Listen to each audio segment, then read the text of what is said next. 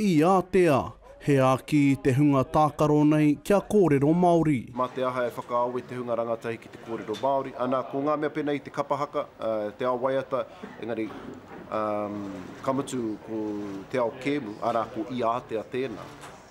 He mea e kaha whakamahi ana e tēnei hunga, Aotepo, po te ao. Koi nei te tātā whāinga pōtū watawata reo Māori tuatahi I tēnei ao. Rua te kaumā whākatoa ngā kapa ka tuki rai ki te rai mo te taonga hirahira o te kaumano tāra.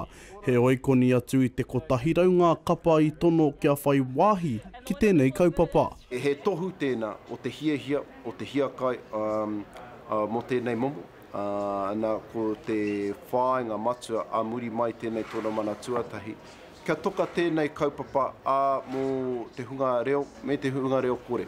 Ia rā horoi ka kakari ngā kapa e waru, ko ngā kapa toa e rua o ia rauna ka kakari mo te hemo tonu atu I ngā whiringa toa. Me te ahakua whakarite rautaki ētahi, e puta angi tū ai rātau. Nei taku rautaki ka ata noho au, ki te taha o aku hoariri, ka paku pihau, ne, ko te manako, ka au e nui, ngā ihu, katahi ka koena te wātika ne kia kōkiri atu ahau, katahi ka whakamate I a rātou.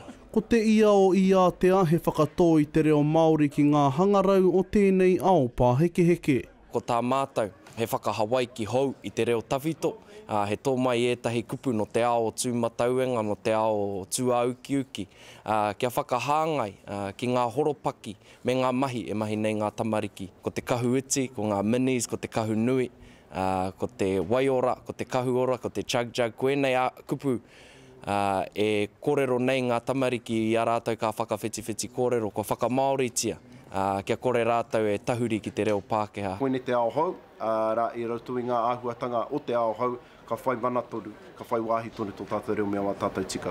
Hei a pōpō tonu tīmata I te rauna tuatahi o tēnei tātā whāinga ki War Studios I te uru o Tāmaki. Ka mutu hei te tuaono o painga whāwhā tū ai, ngā whiringa toa. Te o Kiba McLean, te karere.